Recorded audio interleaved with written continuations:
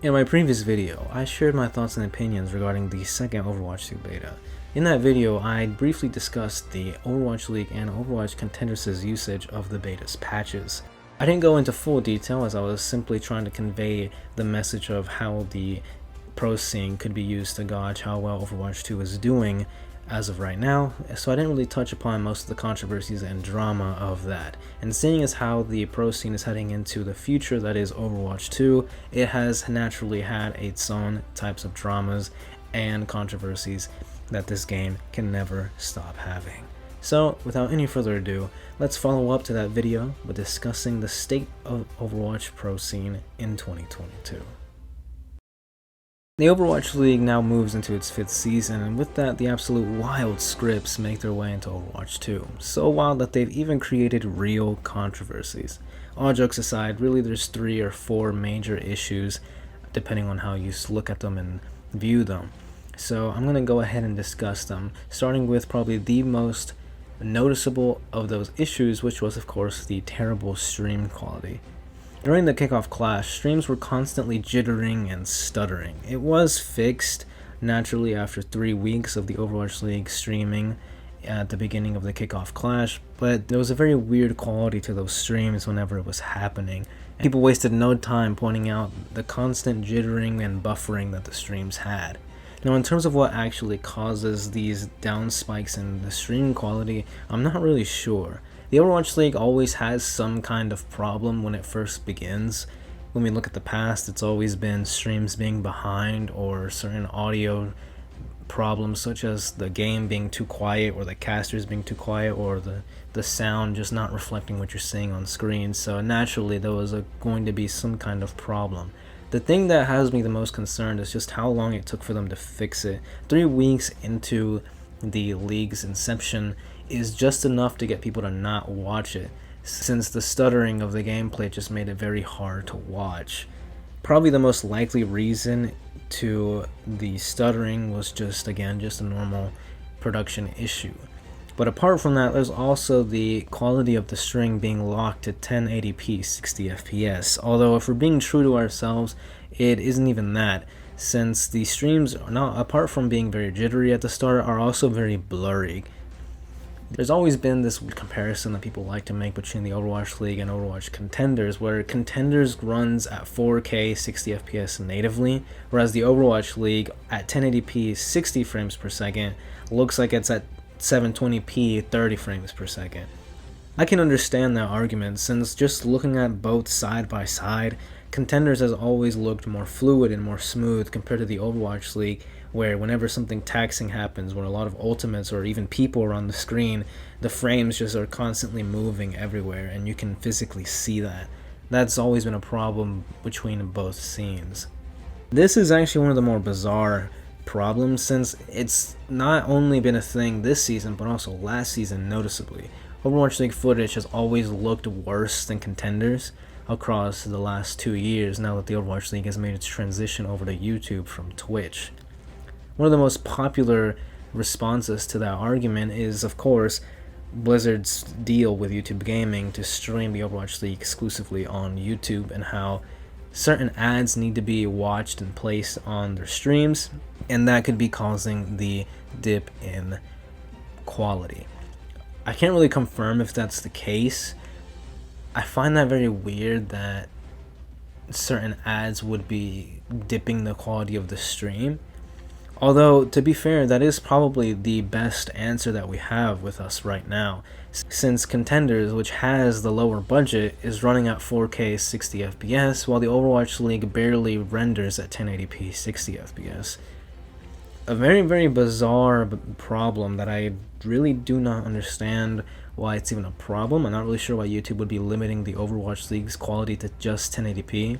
I know that YouTube compression is a very big problem, not even for streaming, just videos in general.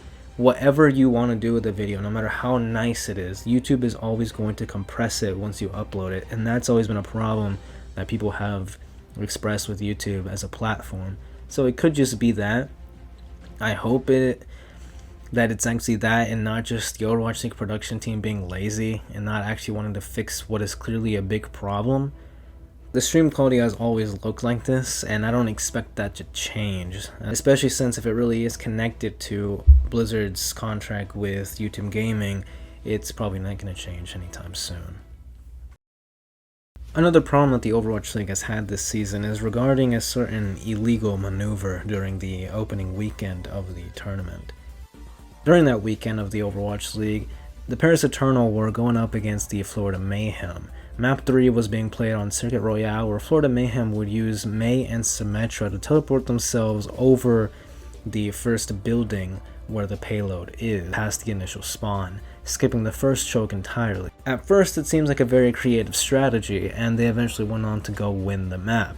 The problem is that that maneuver would be labeled illegal, and Florida would have to replay their attack round. Possibly one of the most interesting scenarios I've ever seen in the Overwatch League, since not only did they have to repeat their attack round, the call itself was done after the map had already been won by Florida. Now, ignoring the actual debate about this illegal maneuver, I have a couple of questions I'd like to be addressed. First and foremost, why it took so long for the admins, or whoever it was administrating this match, to decide that Florida were going to redo their attack round after they'd already won the map. Really, it's just another case of the incompetence of the esports scene by Blizzard, since this isn't the first time a call like this has been done minutes or even later after this so-called offense has been made. And now we need to discuss the maneuver itself. By definition, the move or maneuver is technically not illegal. The way that this was done was that somebody, when developing the map, left a patch of solid ground on top of the roof of this building, which allowed a Mei wall to be placed on that patch of land. And with the ice wall, Symmetra can then place a teleporter on a Mei wall, since that is more ground that you can place objects on.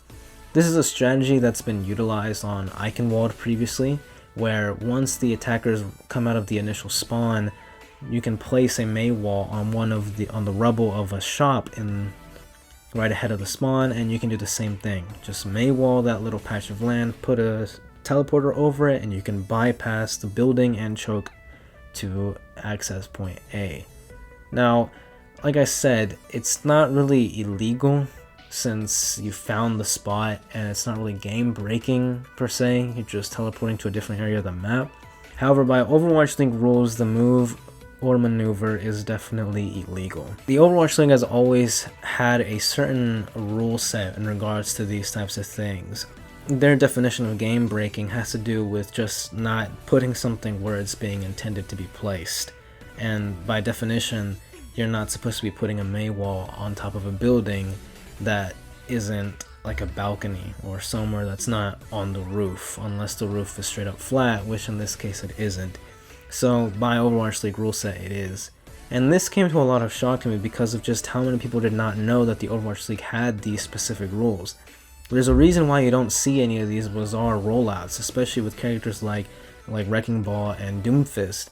For example, on Doomfist, there are countless rollouts on countless maps where you utilize Doomfist's abilities to just hang around a random building ceiling and then use it to come down onto the enemy team. There's a reason why you don't see those, because the Overwatch League has certain rules which outright tell you to not do that.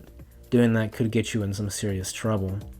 Now, there's no denying that the Florida Mayhem should have known about this rule. However, like most things that are discovered on the first time, maybe they thought they could get away with it, seeing as how it was a new strat, and just like the Eichenwald strat that I told you, which is very similar about earlier, that one was initially allowed because it had never been seen before. Obviously, every attempt after that was shut down, so maybe they were attempting to recreate that success. However, the Overwatch League admins did take care of it, albeit after the map had already been won. It really was a weird situation, since a lot of Florida Mayhem fans in the chat were going to inevitably get mad if the Florida Mayhem didn't win the map again, and they were ready to protest. Thankfully, however, Florida did go on to win the map again, so at the end of the day, it was just a slight little waste of time. Really, what I think is that regardless of whether or not we think it's illegal or not, whatever the Overwatch League says is what we go for. So I will admit that the sole reason why this whole strat, and even though Eichenwald is even possible, is because whoever was developing the map clearly left that patch of ground there, and it was just overlooked and never removed. It is very unlikely that that spot will ever get patched out. It's just that no team will be able to use that to quote-unquote exploit the game, which I don't think is really that big of an exploit. Really, I was just curious if it was going to be patched out or not, because I wanted to recreate that in some future games, so I'm really excited for that. But overall, it was pretty controversial. Not really that much that I can add on to it, just my opinion about that certain maneuver. At the end of the day, the only thing that come out of that game was the fact that now there was a new meme known as the illegal maneuver, where whenever anybody did something that seemed suspicious or very cracked, people would instantly type in chat illegal maneuver, and it stuck around for a couple of weeks, so depending on who you ask, the damage may or may not have been felt.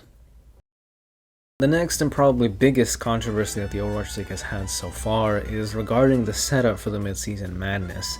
The second major global tournament that the Overwatch League has had was the Midseason Madness, which compared to the Kickoff Clash was actually going to be global, in which it involved both regions. Just like the last season, all the teams that qualified from NA would be brought into Hawaii in order to play at the Hawaiian University, in order to play with better ping with the APAC teams. The problem was the conditions in which these players and teams are going to actually play in. Before the Midseason Madness began, Poco would tweet about the setup, and this caused a lot of outrage as the setup was very much low budget. The desks were clamped and compacted into a single room where both teams could see each other, and they were at least 1 to maybe 2 feet away. This would naturally get memed on by the community and compared to LAN setups of the past. I mean, when this setup looks something straight out of Halo tournaments for MLG, and something that a literal high school would do, you gotta really hand it to Blizzard here. It's a very questionable setup, as the total space of the room isn't even used due to this bizarre colored wall that they're using as a background. It's very jarring because you clearly can see a lot more space in this room that they're using in this university. Like, university and college rooms are very big. Like, this is not like a school classroom that you use in high school. This is a university computer lab is what I'm assuming it is, and that's all the room that they could use. They were enclosed by this weird box wall because the Overwatch League apparently considers more interest in how pretty something looks than how good it actually is. Jake then came up on a tweet stating that as of that moment, there were no clear intentions of changing the setup. It was eventually changed as the tournament went on, with the space between the desks being extended to maybe 7 to 10 feet, which is still not good, seeing as how you can still see your opponents. But I guess it's better than literally being right in front of them. Really, I have to question why it was done this way, since even the most low budget of setups by Blizzard have never been like this. Recall, for example, the Overwatch World Cup, the early group stages had the teams playing in front of each other, but there was a curtain blocking them. With a curtain, you can't see your opponents, and to some extent you can't hear them, which the curtain combined with the audio canceling headphones would be so that no comms would get compromised. Here, you can see your opponents, and since you're so close to them, you can probably hear them as well. I don't understand how Blizzard, this multi-million dollar company, is able to afford this 2000s-esque setup. The memes were definitely good with this one, I have to admit. It's clearly not an acceptable environment to have teams play like this. Naturally, it caused a lot of funny interactions. In terms of why this even occurred, there were a lot of people addressing this, such as casters and even the Overwatch League production itself. But if we're mainly talking about what's happening here, it's mostly about how Blizzard and even the Overwatch League to some extent have been on a massive decline ever since they've been created. Blizzard as a company has been losing a lot of money, especially in the past 2 years with the whole allegations. So they're not in the best situation fundings wise. The league has its own share of problems when it comes to a decrease in viewership, so thus it's not earning enough money. And that's a real shame because the Midseason Madness was by far one of my favorite and probably best tournaments that we've seen out of Overwatch ever. Just the switch to Overwatch 2 made it so much more better. The games were more competitive than ever. We've seen teams have more rivalries than ever before. But it was just a shame that we almost didn't have that because Blizzard decided to have this setup that looks like a literal LAN party. It's probably the most funniest one on here, since At the end of the day, most of the things that happened were just BM and slang going across the room, since they were literally right in front of each other. But hopefully now that although it is quite concerning that this is the direction that we're looking at now, since even last season teams were at least in separate rooms when they were playing, so hopefully they can get that done. I'm not really sure if that's mostly the funding problem, but if it is, then it's not looking too tight for the Overwatch League, since until the whole buyout from Microsoft happens, Blizzard is going to be stuck in a limbo where they just do not have the tools necessary to get things done, which again I feel like is a real shame, because not only is it hurting the good gameplay that we're seeing in the Overwatch League, but also it's affecting the viewer's perspective of Overwatch 2 when you have these low budget things being introduced for what is essentially a global tournament. Hopefully things can get better throughout the season and even for the grand finals, hopefully, so that the Overwatch League isn't clowned on like this ever again. Moving on to Contenders controversies. Contenders has had only one major controversy so far, and it's a pretty big one. Let me introduce you to a game that was going on during EU Contenders. Overwatch Esports versus Munich Esports. This game, let me tell you that this game had a lot going for it. The winners finals for the EU A sides was fought between Overwatch Esports and Munich Esports. The game was played as a first of 4, so a best of 7. Despite every other instance of winners or losers finals being a first of 3 or a best of 5. It's always been like this, but for some reason, this was the only region to feature that format. The match was played and Overwatch Esports was looking for the reverse sweep as the score was 3-2 going into a break. Once the stream returned from the break, the casters informed us that the series was ended off camera and that Munich was rewarded the win 3-0. The argument was that there was a typo with the series and that it was originally a first of 3. This meant that Munich Esports was heading to the grand finals and that Overwatch Esports had to play against Ex Oblivione in the losers finals. The stream then took another break as the next match was prepared. When that match was starting, it was like another match with the pre-match discussion and talks about the roster, which you usually hear before a match begins. The match started with both teams coming out with weird comps such as Orisa, Tordrant, and Tracer, which aren't normally played in the pro scenes, especially not with the current Contenders meta. The teams then had a series of 1v1s next to the point until the match was paused, naturally because they weren't actually playing the game. The stream then sat idly for 40 minutes on break before it returned, and the casters informed us yet again that the stream would be ending. North American Contenders would then begin a couple of hours later in the day, just like normal. And this is a very weird problem, because yet again with the whole illegal maneuver situation, there was a very, very clear disconnect with the higher-ups in the team, since yet again we have us in a situation where a call is decided way later than it should have been called. There is no reason it should have taken them 5 maps to call this. Apparently, both teams were informed that they would be playing a first of 4 or best of 7, and so they were okay with it. But apparently it was never supposed to be a first of 4 or best of 7, it was supposed to be a first of 3, best of 5. And that's the part that weirded me out when I was watching on stream, because not just Overwatch, but just tournaments in general, every single game that's not the grand finals is always played as a first of 3 or best of 5. It's never been a best of 7 whenever it's not the grand finals. So to have them been playing a winner's final, and even the loser's final for that fact, be best of 7, just seemed weird and very tiring, since, especially for whoever lost, they were going to have to play 2 best of 7 series, and regardless of how either of them go, that's just a lot of maps. So this whole situation is just weird. But like I mentioned, Contenders, the argument was that there was a typo in the schedule that the teams received, saying that it was never supposed to be best of 7, but rather best of 5. However, when looking at the schedule itself, it clearly says best of 7 on both matches, so naturally the teams are right in their confusion. Especially since the whole typo thing is really weird to me, because these types of things are not only just typed, but they're revised by certain admins by Contenders or Overwatch League or whatever tournament you're doing. So whoever's administrating these tournaments should have clearly looked at this before releasing it.